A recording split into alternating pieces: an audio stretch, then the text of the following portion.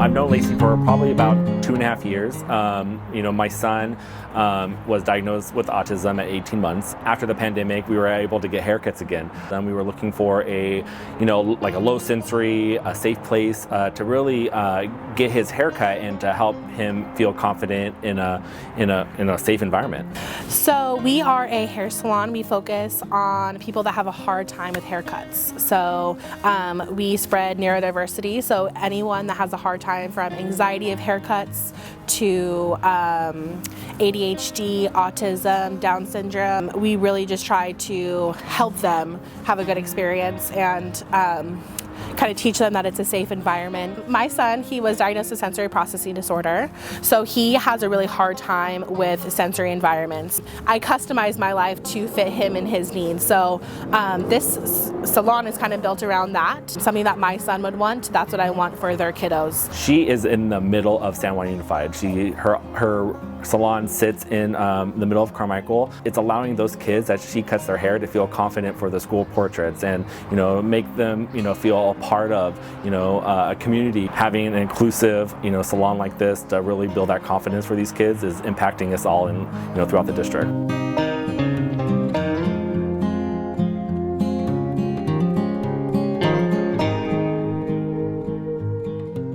We are in a meeting with a family this year and having a difficult time getting their students to school because their vehicles broke down, and so she actually knew a mobile mechanic and got the mobile mechanic to go over there and diagnose the car for free, and was able to get the family's car working and fixed. So that's just one example of all the things that Karen does. One of the magic things about her is she can always get a hold of parents where she has some kind of magic touch. And they want to talk to her. But that's not just one time, that is like every single time. So that's one of the things that I'm just like, how do you do it? Parents really know that she cares about their students as much as they do. I noticed working with her as a staff member, she's not somebody that I worry about failing in front of. And that's how she makes students feel, like she can just sit next to you and prompt you without telling you what to do. I don't think she even notices how much that she does it. Karen, thank you. Thank you for all that you do for El Sereno and everything that you do for our families. They're very lucky, we're very lucky, and I'm lucky to be working with you. Thank you for training me. Thank you for showing me that I'm a part of the team too. Oh, that makes me feel emotional even to think of it that way, but I've been lucky enough to have the perfect job, my dream job, doing what I want to do, but I never expected to have staff that was like-minded, and Karen, thanks so much.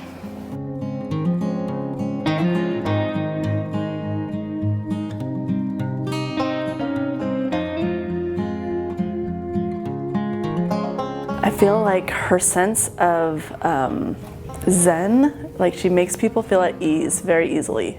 She does that with her students, with the staff, with the parents. She helps me. I feel grounded when I'm around her. What she says and what she does, you know that she's in your corner. She's super compassionate. She's so compassionate. And she's extremely generous. She has thrown parties for students and birthday parties for students and donated to things for students. And we have a scholarship here, and one of the scholarships is called Build Your Best Self, which is specifically for special needs kids. She has contributed a lot to that scholarship, and she gives the speech every year and announces the person that wins the scholarship, even though she is painfully shy.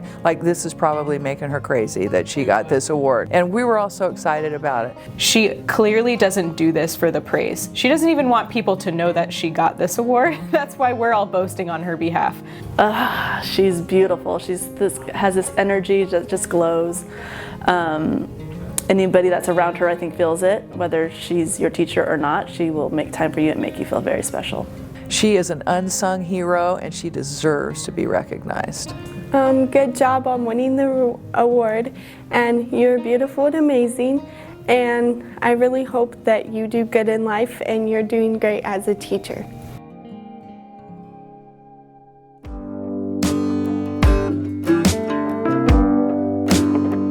Eric Anderson is our program manager, program administrator here at La Vista Center, and also program manager for Workability program. He's very supportive towards staff, towards students. He has a very positive attitude. The students feel seen. All of the students feel seen. He takes what we say and he adds it to his repertoire, what he knows, and he always gives us feedback on what we can do to improve. He asks for feedback on what he can do to improve. So what really is great about Eric is he's easy to connect with the student because he's new and they got used to our old admin. Students are more like, oh, who is this? But he's very approachable, like I said. He's able to reach out to those students who are kind of vulnerable or who are not very trusting. So when he first got here, because he is new, a lot of the kids wanted to challenge him, and where most people would be intimidated, he was not intimidated. He still stood his ground. So the students knew, like, hey, okay, he's not just gonna brush us off to someone else. He's gonna handle the situation himself. He's just there, like you can see that he belongs. He listens to our concerns, he listens to our voices. Students' concern, and that's what in a program like this, that's what we actually need. So thank you for showing up, being there, and being a positive person in our school. Patrick is a vision specialist. He works with students who are visually impaired. He teaches them Braille. He teaches them how to use equipment that can help them later in life. The friendliness, the way he goes about teaching, he doesn't make it seem like, okay, well, you have to learn this. It's it kind of makes it a fun task. I mean, he's always like, well, can we make something for this person? Let's put our heads together and try to make something for it to be easier for this child. We just made some, I guess you would say, flashcards so that she can communicate by pointing to a yes or a no, or to be able to recognize who her art teacher is or her speech teacher. I know during distance learning he was dropping stuff off for students. He offers help to the IAs. If he gives us a project, if we need help with it, he'll step in and help us. He tries to be there for us when we need him. I've learned so much from him, and it has just been an absolute pleasure to work with him. And I'm very proud of you for winning this award.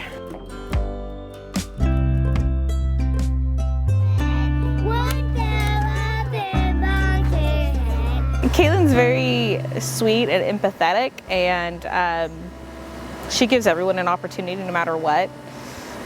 Differences aren't a big deal to her because she treats everyone equally. She's just a really sweet kid. She works hard, she tries hard, she is very kind to everybody.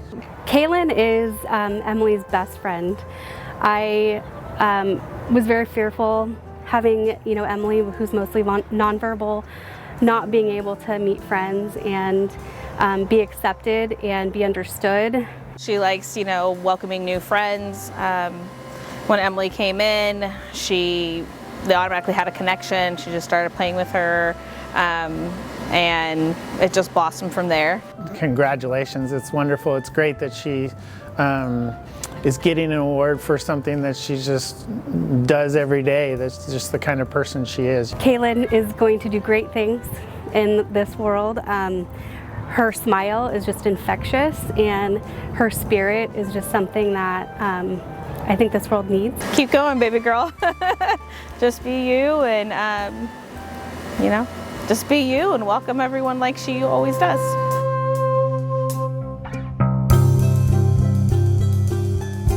So we've known Sherry Boyce since 2020, and she's just absolutely amazing. I was really nervous when my younger daughter with Down syndrome started at Marymount. I'm nervous because she's mostly nonverbal. She is very obstinate. I talked to Miss Sherry about it several times before we started, and she said, Lisa, we got this. Don't worry, no problem. I love working with her. She speaks very personably and professionally at the same time, so you feel very comfortable when you speak to her. This morning, actually, Emily came in to DC with a box around her It's a cardboard box I was about to throw out, and she put it around her. Couldn't get her out the door unless I let her come with this cardboard box around her. It's her bus. She's singing Wheels on the Bus the whole time as she's going. And we walk into DC, and she was like, "Oh, Emily," Miss Sherry said, "What is that?" And I said, "Oh, it's her bus." And she said, "Oh, we are gonna paint that yellow. I'm gonna make wheels for you. This is gonna be awesome." She is a well-rounded person with patience, grit, perseverance, wonderful personality, you know, and is personable and can talk to anybody.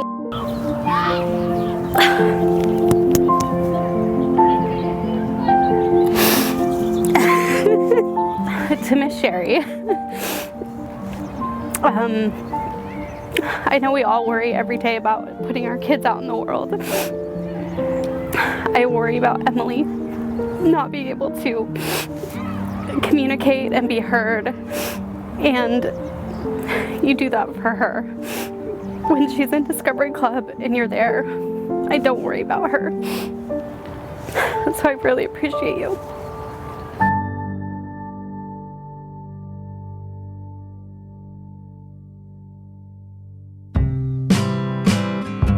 So Miss Payne helped me with many stuff. Finishing my stuff when I need help. She's warm fuzzy.